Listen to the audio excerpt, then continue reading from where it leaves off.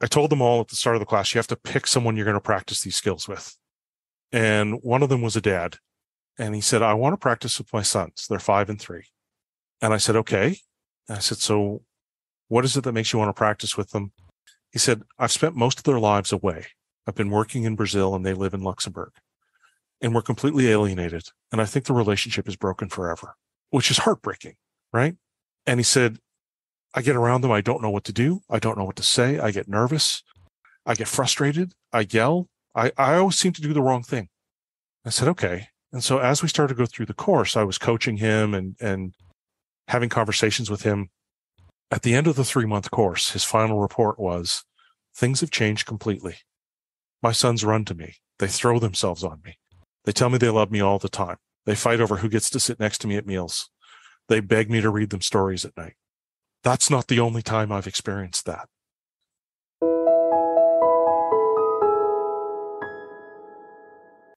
Welcome to Linda's Corner, where we bring more hope, healing, and happiness to the world. My name is Linda Bjork, and today we're going to be talking about building trust. I'm delighted to welcome Dr. Darryl Stickel. Dr. Darryl is one of the world's leading experts on trust, the founder of Trust Unlimited, and the author of Building Trust, Exceptional Leadership in an Uncertain World. You can reach Dr. Darryl at his website, and I'll include a link in the show notes. Welcome, Darryl. I'm so glad that you could join with me today. Thank you, Linda. Such a pleasure to be here with you and your listeners. Thank you. Thank you. And today, as we're talking about trust and building trust, this is such an important topic because I think as a society, we have just an all-time low of trust. We have a deficit of trust. And there's good reasons for that. Because we have scammers and we have con artists and we have conspiracy theories and we have accusations and blaming and all sorts of things. It is hard to trust anyone, and it's hard to trust anything that we hear. And that leaves us in a place that's very uncertain. So where would you like to start? I'm hoping we can cover it on kind of a macro level, like how does trust affect the world and the problems we have, and more of a micro level, a personal level, like in my family, my relationship. Right. So let's get started. So I think trust is incredibly important. It's the social lubricant that allows societies to function. And it has been shown to lead to higher levels of return for shareholders, higher employee engagement, better relationships, better innovation. There's so many benefits. And there's recent research that tells us that communities and societies with higher trust levels do better in terms of problem solving and economic growth and development and all of those kinds of things. So it's good stuff if you've got it. And you're absolutely right, Linda. Research shows us that it's at the lowest levels we've ever seen. And you're also right. There's good reasons for that, right? We're not always completely irrational. Sometimes we are, but there's a good reason why our trust levels are lower than they've ever been. And what I'd like to do is leave your audience with a bit of an understanding about how trust works and why it's in such dire state, and then steps that we can actually take to make things better. Because a lot of people are talking about trust and how important it is and how little we have of it, but they're not talking about what we can actually do about it. And that's what I have spent the last 20 years of my life focusing on. So if you're ready. Yes.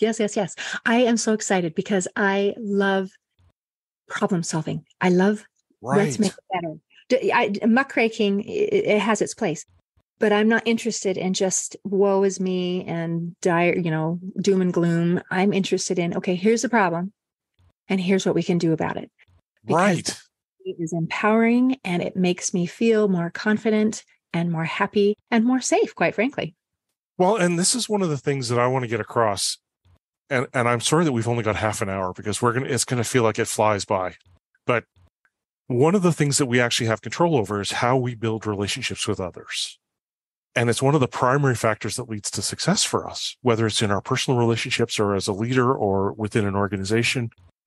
And so, we see these complex problems in the world, big, hairy problems, things like climate change and race relations and political divides and, failures of trust in science and government and media and all of those kinds of things. These are problems that require collective collaborative action. And our trust levels are at the lowest we've ever seen. So how do we start thinking about how to fix that? Well, let's first understand what's going on for us. Trust is a willingness to be vulnerable when you can't completely predict how someone else is going to behave.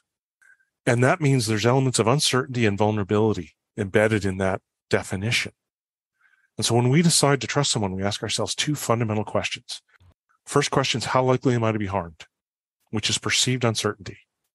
And the second question is, if I'm harmed, how bad is it going to hurt? Which is perceived vulnerability. And we can think of those as bar graphs. Those are the basis for trust, uncertainty and vulnerability, and they multiply together to give us a level of perceived risk. Now, each of us has a threshold of risk that we're comfortable with. If we go beyond that threshold, we don't trust. If we're beneath it, then we do. And so what that means is that in early relationships, when uncertainty tends to be really high, our perception of the vulnerability has to be really small to still fit below that threshold because they're multiplying together. As our relationship deepens, the uncertainty starts to shrink. That means the range of vulnerability we can tolerate starts to grow and still stay beneath that threshold. And if we're thinking about, well, how do we build trust? It's a simple matter of understanding, where does uncertainty come from? And how do I take steps to reduce that? And where do perceptions of vulnerability come from? And how do I take steps to help people manage those? And so in the book and in my masterclass and in my courses and in my coaching, I focus on helping people understand there are 10 levers that we can pull to build trust. And we each have the ability to build trust. Just some of us are better than others. And you can probably think of examples of people who are just brilliant at building trust and others who are really just brutal at it. And so there's this continuum. Those who aren't very good have a lever that they pull, and they pull it over and over and over again and hope that it works. Those who are better have multiple levers. Those who are really good have multiple levers, and they know when to pull which one. And so what I do is I talk people through what the different levers are, and I help them understand how to pull those levers and practice that skill so that they move along the continuum. If we think about what's going on in our world right now, vulnerability certainly hasn't gone down, but our uncertainty is bouncing all over the place. The rules feel like they're changing. Technology is advancing. We're seeing catastrophic events. We're seeing war. We're seeing, pandemics. We're seeing such varying responses to those things. Our uncertainty is just spiking like crazy, which makes it incredibly hard for us to choose to be even more vulnerable than we already are. And that's why trust levels are so low. Does that make sense? So I'm hearing, as we talk about trust, the thing that kind of stuck out to me is it has to do with our feelings of safety. And do I trust you or do I not trust you? Depends on, am I safe with you? Am I safe when I listen to what you say? Am I safe when I believe what you say? Right. And then, so this is where we're going of, I don't trust because I am trying to protect myself from being harmed. And I think that's beautiful because that was not what I would instantly have thought of. I would think trust means you tell the truth, you say what you're going to do and you follow through. And you didn't even mention that, which was fascinating. So I'm trying to come up with some new ideas to match what I thought and what you have just presented, so that I can mesh the two. And then when you're talking about, okay, so I'm in a position where I need to build trust, and you haven't mentioned yet, but I'm hoping that at some point you will. That in order for if I'd like to build trust, I really should be trustworthy. I should be worthy of your trust, so that I'm not going to harm you. And so now I'm going to assume for this example that I'm safe. My intentions are not to harm you in any way, shape, or form. Right. But you don't know me.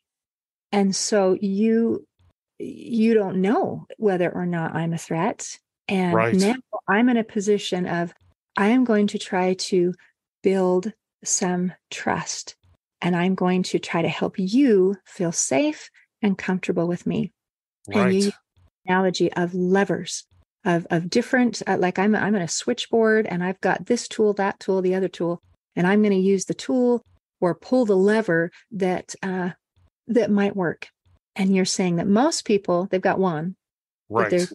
comfortable with or good with, and then they just keep hitting that button.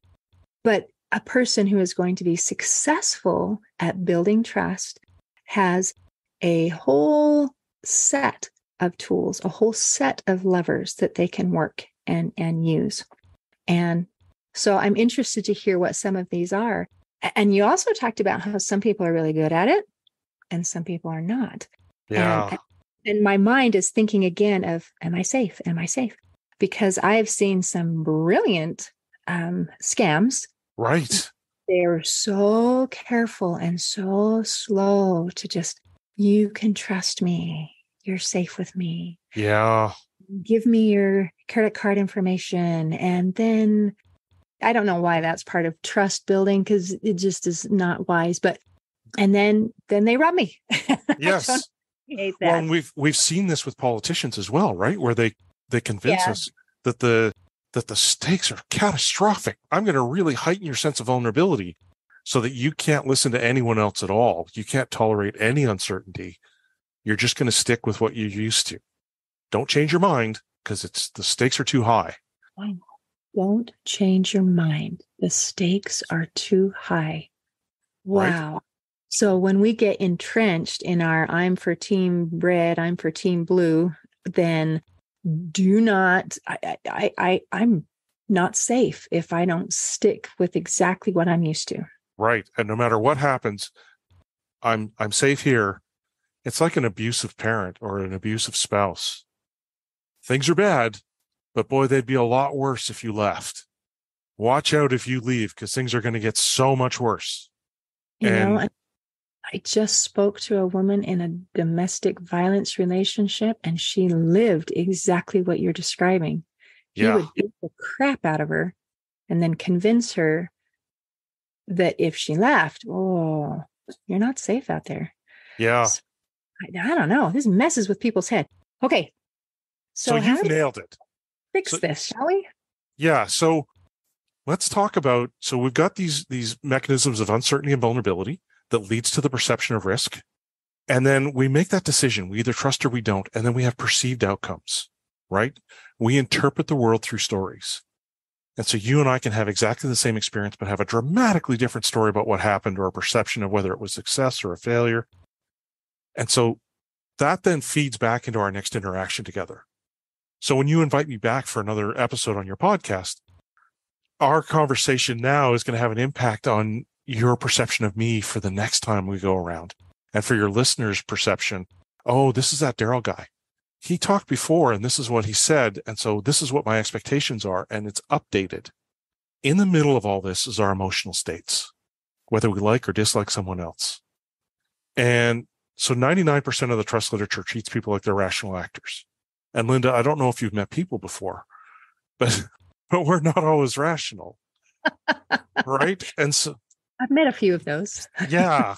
And so we use our emotions, our whether we like or dislike somebody else, as a filter or a frame of reference or a story to find confirming evidence. And the stronger our emotional states are, the less rational we become. So both love and hate are blind. When I wrote my doctoral thesis, it was about building trust in hostile environments.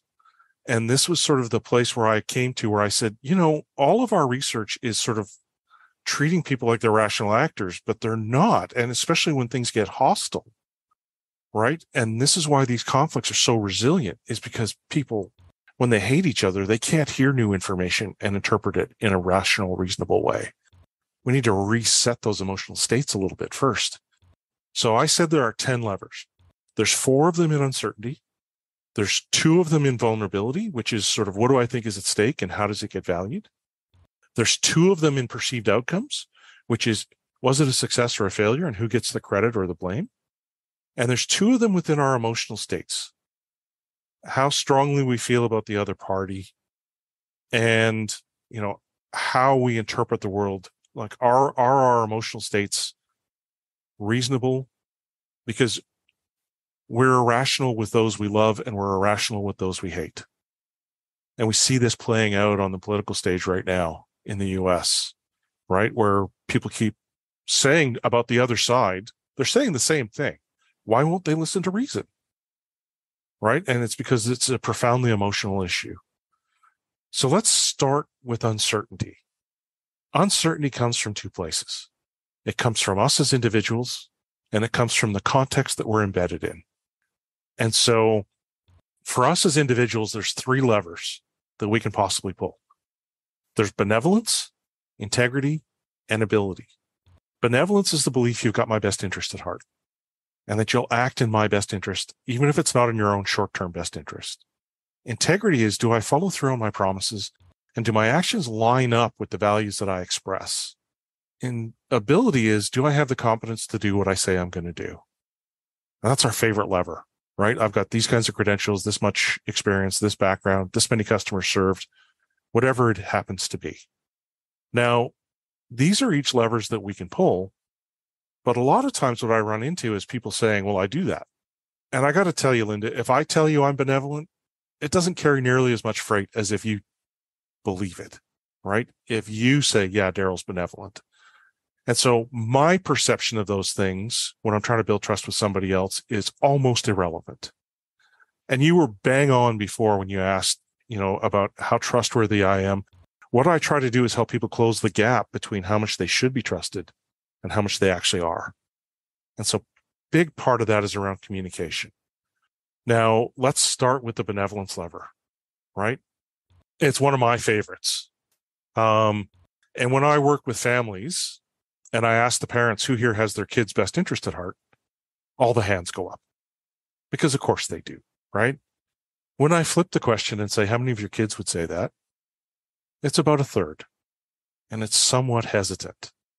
And so if it's not obvious in a place where it's supposed to be obvious, how the heck do we convince other people that we have their best interest at heart? How do we show benevolence as a leader, as a spouse, as a parent? How do we show that in a way that actually lands? Well, often where we find the misstep is that we've assumed what their best interests are without actually including them in the conversation. Wow. And so when I think about my sons, I have two sons. They're the center of my universe. They mean more to me than anything on the planet. Thomas is about to turn 22 and Alexander's about to turn 19. When Thomas was 12, he said to me, Dad, he said, even when you're upset with me, I know it's about what's best for me. That's what I like to call winning. Because once they've got that narrative, it means we can have conversations and we get the benefit of the doubt, right? And if we screw up, they assume that our intent was good. And so I talk people through how do we actually pull that lever, right? So here's what I'd encourage you and your listeners to do. Find someone to practice with, because this is a big part of the learning journey for me. And this is what I went through the book, I tried to put everything in there, the whole model, and then how to pull all the levers and examples of pulling the levers and case studies and all that kind of stuff, because I really want people to get this and apply it. And so let's talk about pulling the benevolence lever. You're going to have a conversation with someone, and it's going to be someone that you can practice with. So not someone who's madly in love with you already, which for you may be a challenge, or someone, who just can't stand you, but someone that you can practice with. And you're going to say, I was talking to this guy, Darryl, and he was talking about trust. And he said benevolence is actually really important, this belief that you've got my best interest at heart. And I think I do that, but it doesn't always seem to land that way. Have you ever experienced that? Now, the other person's going to go, oh, yeah, I've had it happen to me, or I've seen it happen. And we get a little curious about that, right? So what happened? What was your intent? How did it land? And then we narrow the funnel a little bit with them. And we say, have you ever had somebody really have your back? Have you ever experienced it where somebody really was benevolent? And that's going to provoke a thoughtful moment for them. What happened? What did they do? How did it feel? And now we're starting to get hints about what benevolence looks like for that person. Then we narrow the funnel further. And we say, what is success for you? How do I help you get there? What would it look like if I was benevolent to you? Now we've got a chance to be transparent. And later on, when we try to do something that's in their best interest, we can say, you remember when you told me this is what benevolence looked like? This is me trying to do that. So at the start of this conversation, I asked you what an excellent guest would look like. And I asked you what would it impact your listeners. And I'm trying to deliver against that. How does that feel? You did. You started with a question. And the question was, as you restated, and I talked about how I am about hope, healing, and happiness, and about delivering value in the content. And I feel like you are delivering, and that's beautiful. So thank you for bringing that to my awareness, that you practiced what you preach here. Trying to role model, right? Yes. So that people can go away and practice these skills. And what I find is that when people practice, they'll come back and they'll say, it wasn't quite me. It felt a little awkward. It felt a little uncomfortable, but man, was the response positive, right? Because if I engage with you and I tell you, Linda, I'd like to build a stronger relationship with you, so I'm going to practice some of these things. Is that okay? You're fine with me messing it up. The fact that I'm trying is what really matters, and that I've been intentional about it. So that's what I'm about in the world. That's what I'm trying to do, is make the world a better place by helping people take these skills and actually apply them, to have a shared vocabulary, because the impact has been remarkable. The impact has been remarkable. Do you have some examples of applying these things and giving us a before and after kind of picture? I do. So one of my favorite stories, I've got a couple of stories that I actually love to tell. One is, I had a student, I was teaching in Luxembourg. I was teaching MBA students, and I told them all at the start of the class, you have to pick someone you're going to practice these skills with. And one of them was a dad. And he said, I want to practice with my sons. They're 5 and 3. And I said, okay. And I said, so what is it that makes you want to practice with them? He said, I've spent most of their lives away. I've been working in Brazil and they live in Luxembourg. And we're completely alienated. And I think the relationship is broken forever. Oh. Which is heartbreaking, right? And he said, I get around them. I don't know what to do. I don't know what to say. I get nervous. I get frustrated. I yell. I always seem to do the wrong thing. I said, okay. And so as we started to go through the course, I was coaching him and having conversations with him. At the end of the 3-month course, his final report was, things have changed completely. My sons run to me. They throw themselves on me. They tell me they love me all the time. They fight over who gets to sit next to me at meals. They beg me to read them stories at night. That's not the only time I've experienced that, right? I've had situations where people have sent me emails saying, you remember that relationship I told you was so broken? I'm sitting with that person now and having an incredible conversation, and it's completely changed.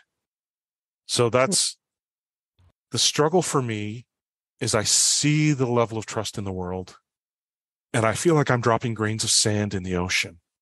And what I need, Linda, is for you and your listeners to come and help me pick up great big rocks and make huge splashes. And so I'm trying to get people, and this is not some self-centered, hey, buy my book thing. I'm trying to get people to share the vocabulary, to understand that there's something we can actually do about these things. There's an impact we can have in the world that can reverse this trend. We need to be more intentional, and we need to be a little more aware. And the second story is about my son, Alexander, and I adore my sons. I start with a relentlessly positive story about my sons, and they know that I'm on their side. When my son was younger, he's distractible. It's one of the traits that he has. He's highly distractible, and it means he's intelligent and funny and aware and empathetic and late. So there are positive things that come from this and negative things that come from this, right? And he was always late and struggling to get to places on time and all that kind of stuff. And I found myself one day leaning against a tree outside of his school, waiting for him to arrive. And all the other kids had come out, and the teachers had come out, and the janitor's trying to lock up. And he's just more late than usual. And so he finally comes trudging up to me. And I've had time to think about this. And his mother and I had separated, were divorcing. And so I got limited time with him. And so there was this anxiety that I was experiencing. And as he approaches me, I start to think about, how am I going to respond to this? I could be angry and frustrated and give him a hard time about it, which is what everyone is doing. And it's not changing the behavior. It's not intentional. It's not him. He's not trying to send me a message. It's not personal. Or I could accept him for who he is, all that he is, and love him for every fiber of his being. And so he approaches me with his head down, his feet dragging. He says, "Dad, I'm sorry I'm late." And I looked at him and I said, "Buddy, you're worth the wait." And the change that came over him, the transition that simple statement made in our relationship, that moment of acceptance and unconditional love and affection. I said, whoever comes next can wait. Nothing is more important than you. And that's how we show benevolence. That's what he needed in that moment. And we have such a profoundly positive relationship. What I realized with my sons, who I have incredibly close relationships with, is as we were going through the divorce process, I didn't have control over so many things with regard to them, but I did control how I showed up. And that was, in fact, the only thing I controlled. And I became very intentional about being the best person I could be with them and using the model that I use with them relentlessly and not hiding it, being very intentional and transparent. I talked to them about the model. It's future-proofed them. They're both thriving right now, doing incredibly well, facing some significant challenges, but thriving in that space. And a lot of it comes down to their ability to build relationships with others. Because you have modeled how to do it properly. Yeah. And we tend to repeat the cycle. So if our parents did a great job, then we kind of naturally do a great job. And if our parents did a horrible job, we naturally do a horrible job. And it takes some effort to not go back to that default method of handling things, like yelling and getting upset. I love that of all the levers that you have, and I'm excited to read your book and to hear all of them, because the one that you shared has been so powerful and impactful, where I feel like, ooh, yes, that would work. As we talked earlier about, in order to have someone trust me, I need to be trustworthy. Right. So as I am trying to show benevolence, I also have to have it. Right. And that means that I am thinking about, how am I showing up? And then doing things like asking questions and getting that clarification of, what do you need? And in the case with your son, you knew what he needed. Yeah. Sometimes we don't know someone well enough that we know what it is that they need, and we need a little bit more information, because our very best guess is wrong. Right. And that happens a lot when we're trying to communicate. So, wow. Well, let's think about our kids, right? Yeah. We think about their best interests today, tomorrow, next week, next month, next year, 10 years from now. We want them engaged in behaviors right now that will help them a decade from now. Do you hold yourself to that standard? I don't, right? And they're thinking about right now. So for us to show them that we're benevolent, for us to earn the right to talk about tomorrow, we have to help them now. We have to be aware of what success looks like for them in this moment and step up in this moment. And so that means when they make a mistake, when they fall short, rather than pouncing on them, we need to get curious and come alongside. We need to say, what led you to that? How do I help you make a better decision next time? How do I act as a coach instead of a drill sergeant? And so often, you're right, we fall back on the patterns we're used to because we don't know another path. And I'm saying there's another path. And really all we need to do is be a bit more intentional about it, a bit more thoughtful about it. Absolutely. And I love the word you use about getting curious. And getting curious means we're going to ask some questions. We're going to find out some more information before we take maybe even our next step. So that's a really big deal. Isn't it wonderful that there is another way, something different than the default setting? And isn't it wonderful that we can change and do so in a way that improves our lives and our relationships? Because it is those interactions with other people that bring fulfillment for most people. Yeah. I mean, it is a key element to our happiness, and is that connection. And so learning, what do I need to do to be successful in this? That is huge. What you're doing is so important, and I appreciate it. Well, thank you. And it's absolutely one of the ways to future-proof both ourselves and those that come after us, right? Because being excellent, the ability lever, is a moving target, right? And it's moving faster and faster. Mm-hmm. And integrity is getting harder because things are changing so fast. It's hard for me to make a commitment to you that's going to be 6 months from now because the world is moving so fast. But that benevolence lever, I can pull that all day, right? That doesn't go away. Me caring about you, it lands, and it lands consistently. And it gives you the reason to think, well, if Darryl isn't good, if he's not exceptional, I can have a conversation with him about what exceptional looks like. And he would want to get better, or he would help me find someone who is. Nice. And so it allows us to have conversations we're not having, right? And so that's part of how we start to rebuild trust within our communities and within our societies, is we start to become more aware of what trust is and how it works. And then we start practicing pulling these levers. And one of the challenges that we face as leaders and as parents and as spouses, we feel this need to be perfect or to pretend we're perfect. And I've started talking about leading with imperfections, right? Acknowledging that we're not perfect. And one of the messages I'm trying to get across to leaders, and I think that would resonate for parents as well, is to be able to say, what would have made me a great leader 10 years ago? It's not the same thing that would make me a great leader today. And what will make me a great leader 3 years from now is going to be different again. I'm going to have to learn and grow and develop and try new things. I will stumble. I may fall.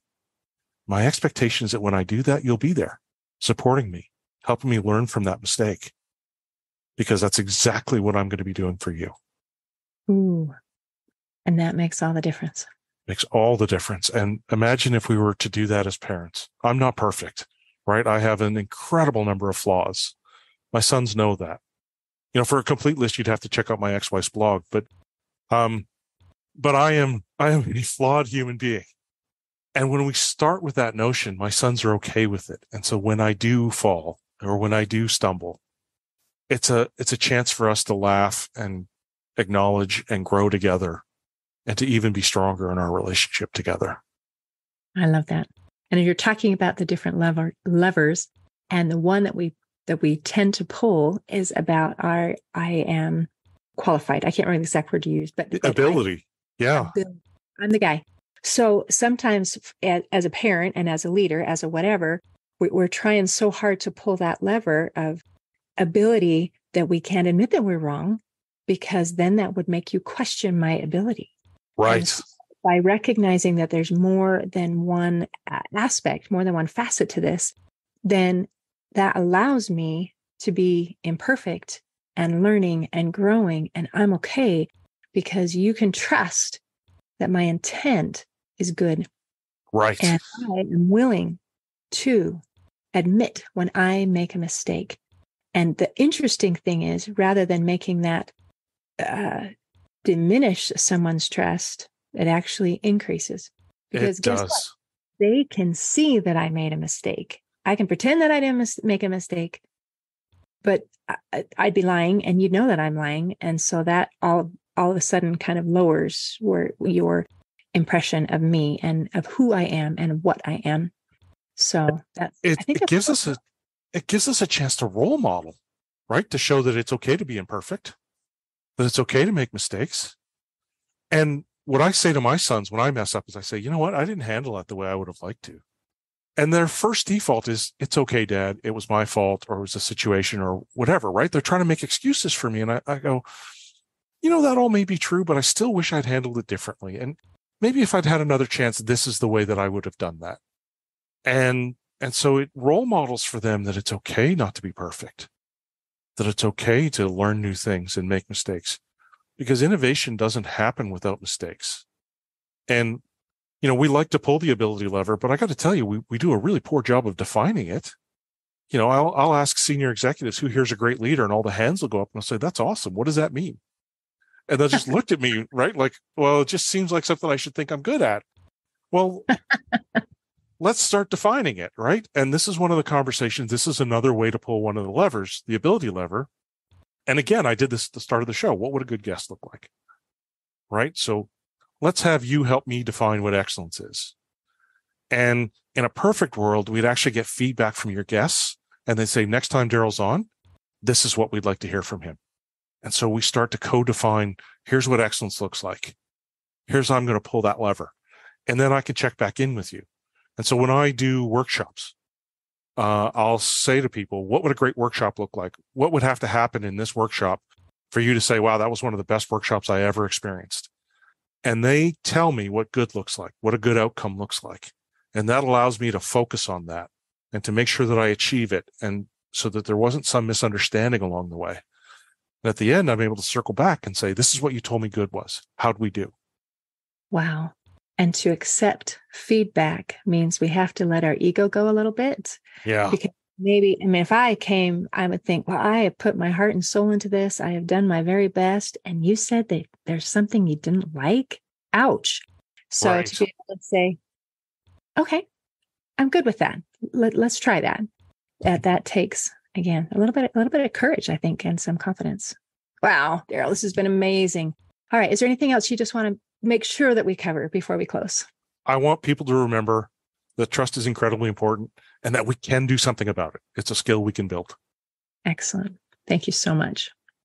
In closing, I'd like to share a quote by Stephen Covey. He said, trust is the glue of life. It's the most essential ingredient in effective communication.